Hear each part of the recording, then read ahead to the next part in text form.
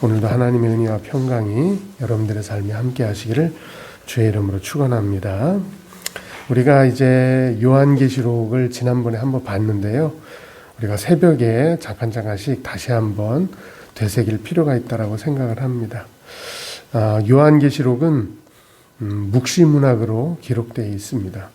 묵시문학이라는 것의 특징은 뭐냐면 이제 악이 최고조로 치달아 갈 때 이 세상의 끝으로 본 것입니다. 그리고 선과 악의 대결이 저 초월적인 하늘에서 있고, 그리고 그곳에서 하나님이 승리하면 이제 세상은 완성된다.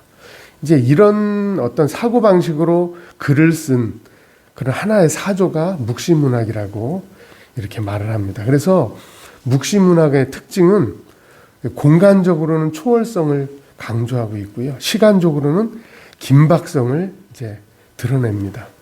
그래서 현실의 얘기가 아니라 초월적인 하나님과 마귀의 얘기가 이제 주를 이루고 있고, 이제 최후에 그리스도와 교회가 악에 대해서 승리할 것을 이제 이야기하고 있습니다. 근데 그 시기가 언제냐? 언제 들이닥칠지 모르게 도적같이 임하게 될 것이다. 그래서 이제 긴장을 늦추지 말아야 된다. 이제 이런 내용으로 기록이 되어 있습니다. 그래서 묵시문학이라서 그런지 상징이 많이 나오고 있고요. 비유도 있고, 그리고 숫자도 많이 나오고, 사실 알쏭달쏭하는 내용들이 많이 있습니다. 근데 묵시문학이 대부분이 그렇게 기록이 되어 있거든요. 요한계시록이 이단들이 좋아하는 주된 본문인 이유도 바로 거기에 있습니다. 왜냐하면 뭔가 자극적인 어떤 해석을 통해서 사람들의 불안과 두려움을 조장할 수 있거든요. 그래서 그것을 통해서 자기가 원하는 것을 이제 이루게 하는, 그래서 이단들이 요한계시록을 좋아합니다. 그리고 또 두 번째는 뭐냐면 누구 말도 안 듣고 그 사람들은 자기들만 선택받았다. 왜? 성경의 비밀을 이제 해석하는 열쇠가 자기들에게만 있기 때문이다. 이렇게 이제 주장하기가 딱 좋은 본문이 요한계시록입니다. 그리고 또 교주를 신성시하기가 딱 좋게 되어 있습니다. 요한계시록이. 그래서 이런저런 이유로 이단들 치고 요한계시록을 중요하게 생각하지 않는 그런 집단은 없습니다. 그 정도로 오해되기 쉽고 왜곡되기 쉽고 잘못 해석되기 쉬운 본문이 바로 요한계시록입니다. 하지만 이 요한계시록을 잘 해석하기만 한다면, 잘 이해하기만 한다면 하나님의 그 거대한 웅장한 구원의 드라마를 우리가 잘 이해할 수 있고, 그리고 우리의 신앙에 큰 힘과 능력이 되기 때문에 요한계시록을 오늘날 설교를 해야 되고, 우리 성도들이 잘 해석해서 이해하고 읽어야 된다라고 말을 하고 있습니다. 자, 요한계시록의 제일 중요한 핵심 메시지는 1절이겠죠. 1절. 예수 그리스도의 계시라. 이는 하나님이 그에게 주사 반드시 속히 일어날 일들을 그 종들에게 보이시려고 그의 천사를 그 종 요한에게 보내어 알게 하신 것이라. 여기 제일 처음에 나오는 말, 예수 그리스도의 계시다. 이게 예수 그리스도께서 이제 이 계시라는 말이 드러냈다라는 거잖아요. 감추어졌던 것을 드러냈다. 예수 그리스도께서 드러낸 계시다. 이런 의미도 있고요. 또 하나님의 구원의 계시의 말씀이 바로 예수 그리스도다. 이런 의미이기도 합니다. 그래서 이 요한계시록을 예수 그리스도의 초림으로부터 예수 그리스도의 재림으로 이 두 축을 중심으로 본문을 해석해야 된다. 이렇게 이야기를 합니다. 왜? 예수 그리스도의 계시기 때문에. 여기 이제 하나님이 반드시 속히 일어날 일들을 그 종들에게 보이시려고 이 편지를, 이 요한계시록을 쓰게 했다. 이렇게 돼 있는데요. 반드시 속히 일어날 일들. 이거를 이제 많은 사람들은 재림 때 일어날 사건으로만 이제 국한시킵니다. 근데 그렇지 않습니다. 요한이 이 요한계시록을 구약의 다니엘서 같은 그 예언서 말씀을 특별히 반영해서 기록을 했습니다. 그래서 제가 요한계시록을 이해하려면 구약을 꼭 봐야 된다. 구약과 관련시켜서 해석을 해야 된다. 말씀을 드렸습니다. 여기도 마찬가지예요. 여기 반드시 속히 일어날 일들을 종들에게 보이시려고 이 요한계시록을 쓰게 했다. 이 반드시 속히 일어날 일들은 다니엘서 2장의 말씀하고 똑같은 거예요.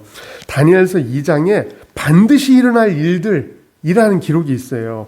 다니엘서 2장 28절에 보면 하나님이 느부갓네살 왕에게 장래의 일들, 후일 마지막 때에 일어날 일들을 환상으로 보여주셨는데, 꿈으로 보여주셨는데 거기에 그 말이 똑같이 나와요.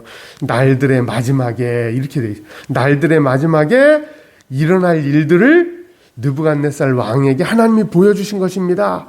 여기에 이 다니엘이 말한 이 마지막, 날들의 마지막, 이 종말이죠. 예. 그럼 종말에 반드시 일어날 일이 뭐냐? 거기 보면은 다니엘서 2장 44절에 느부갓네살이 마지막 날 일어날 일들을 이제 보게 되는데, 그게 뭐냐면 다니엘이 이렇게 얘기해요. 여러 왕들의 시대에 하늘의 하나님이 한 나라를 세우실 건데 이것은 영원히 망하지도 아니할 것이고 그 국권이 다른 백성에게로 돌아가지도 아니할 것이요 도리어 이 모든 나라를 쳐서 멸망시키고 영원히 서게 될 것이다. 그러니까 이게 뭐예요? 이 나라를 누가 세워요? 예수님이 세우시잖아요. 그러니까 예수님이 십자가로 이루신 이 하나님의 나라, 그리고 재림으로 완성될 이 하나님의 나라, 그 하나님의 나라가 열방의 모든 권세를 다 무너뜨리고 돌이 나와서 그 신상을 다 깨부시잖아요. 그리고 그 돌이 엄청난 무더기로 만들어서 하나님의 나라를 이루게 되는데, 그것이 요한이 볼 때 지금 일어나고 있다라는 거예요. 그래서 여기 반드시 속히 될 일들, 그것이 지금 일어나고 있으니까요. 이것이 바로 하나님의 나라인데 요한이 볼 때 지금 일어나고 있다라는 것입니다.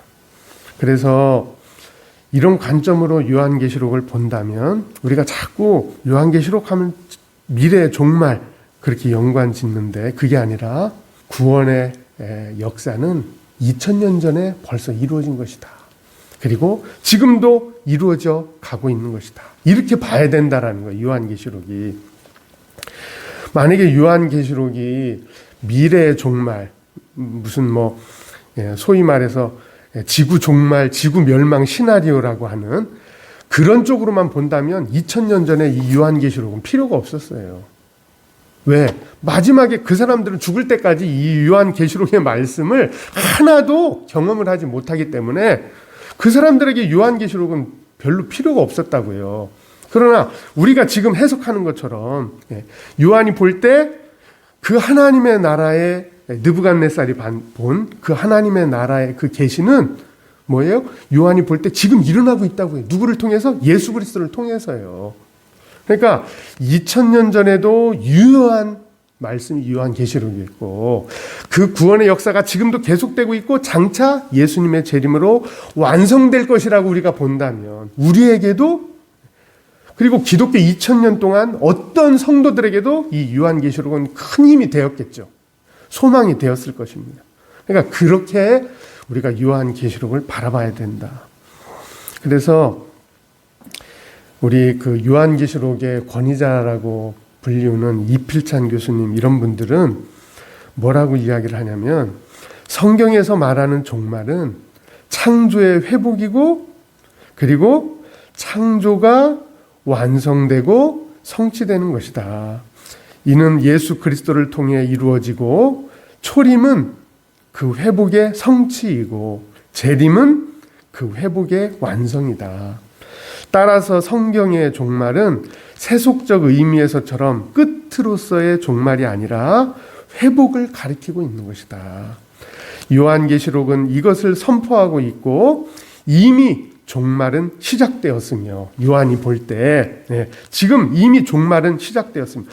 그렇게 구약의 선지자들이 종말에 일어날 것이다, 종말이 올 것이다, 그 종말이 이미 예수 그리스도로 시작되었으며 장차 예수님의 재림을 통해 완성된다라고 선포하고 있다라는 것입니다. 그래서 우리가 이 구속의 드라마를 지금도 보고 있는 거예요. 요한계시록을 통해서. 그리고 우리는 요한 때보다 훨씬 이 하나님의 구속의 완성을 가까이에서 이제 보게 되는 것이죠. 그것이 바로 이 요한계시록이 예수 그리스도의 계시라는 말의 의미입니다.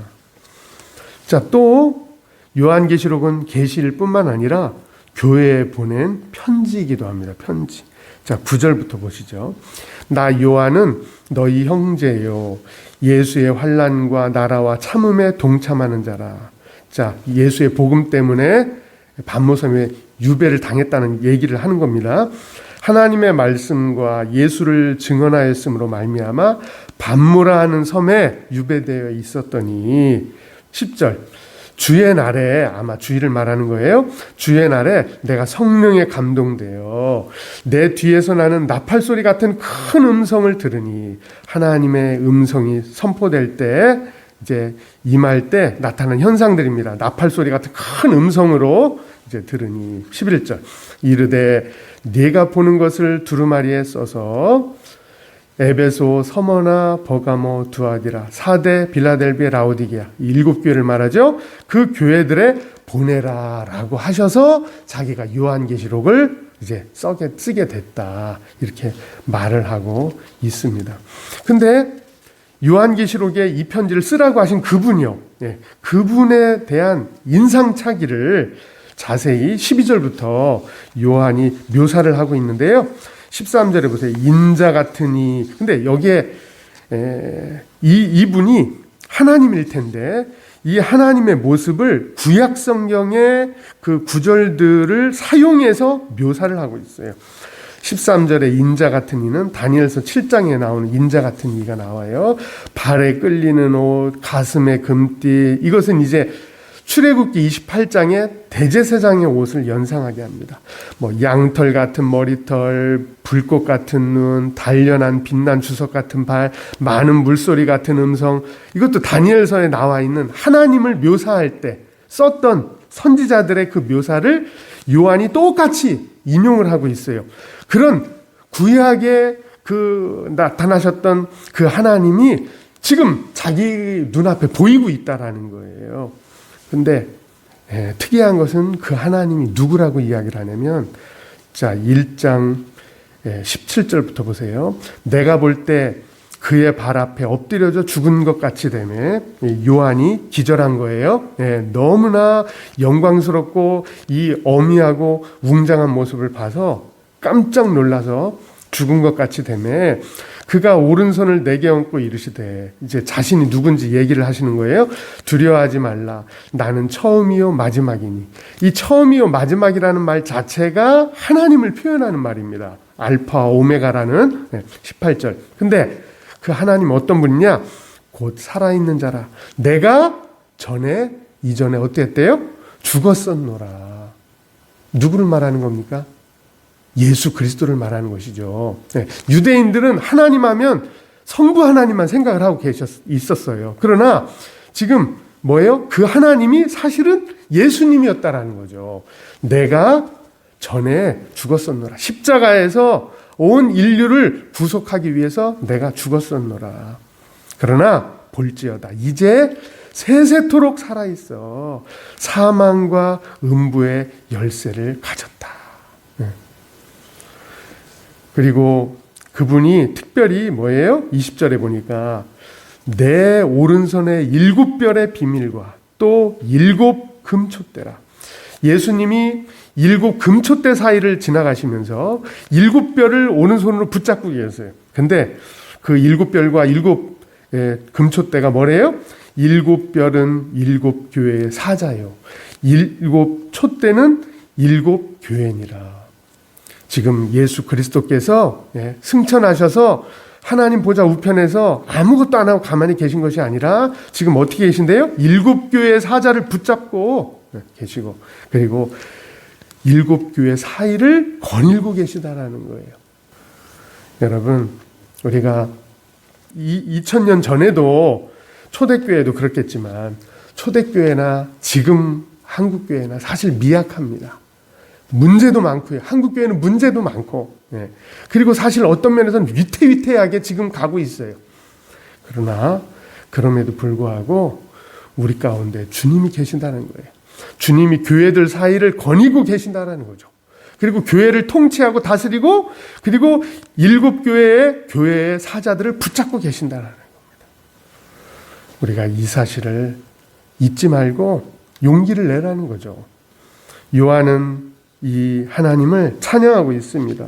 자, 5절 보세요. 5절 보시면 우리를 사랑하사 그의 피로 우리 죄에서 우리를 해방하시고, 누구를 말합니까? 바로 예수님을 말하는 거죠. 그의 피로 우리를 죄에서 해방하시고, 6절 그의 아버지 하나님을 위하여 우리를 나라와 제사장으로 삼으신 그에게, 예수님을 말하는 겁니다.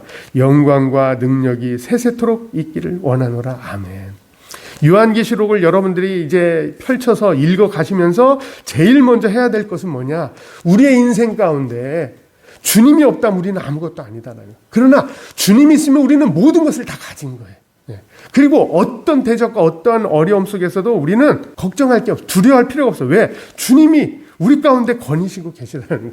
우리는 혼자가 아니라는 거예요. 교회를 다스리고 통치하시고 역사와 만물을 주관하시고 장차 창조의 회복 완성을 위해서 지금 역사하고 계신 그 주님이 우리와 함께 하신다. 그 주님을 어떻게 하라는 거예요? 찬양하라는 거예요. 여러분들이 오늘 분주한 세상살이 가운데에서 잊고 사는 그러한 중요한 사실 한 가지는 뭐냐면, 주님은 지금도 살아계셔서 역사와 만물을 통치하고 다스리고 계신다. 그 주님을 높여드리고 찬양하며 그 주님을 다시 만난 날 기다리는 여러분들이 다 되시기를 주의 이름으로 축원합니다. 기도하겠습니다. 오늘 역사를 주장하고 계시는 우리 그리스도께서 우리 교회에 지금 함께하고 계시고 우리 교회를 다스리고 통치하고 계신다고 말씀을 하고 있습니다. 그 주님을 우리가 오늘도 찬양하고 그 주님과 동행하게 해달라고 예수 기도하시고, 목요일은 우리 목장을 위해서 기도하고 있습니다. 목장 가운데 하나님의 은혜가 넘치고 목장이 부흥하고 이제 복음 사역에 우리가 전진기지가 되어서 각 목장에 전도가 되고 새 가족이 들어오고 하나님의 역사가 나타나게 해달라고 기도하시고, 또 여러분 각자의 기도 제목을 놓고, 또 이제 수능 날인데 많은 우리 젊은이들이 입시의 벽을 잘 넘지 못해서 좌절하고 절망하고, 청소년들 자살률이 굉장히 높습니다. 주님 그들을 불쌍히 여겨달라고 예수 기도하시고, 여러분 각자의 기도 제목을 놓고 간절히 기도하다가 돌아가시겠습니다.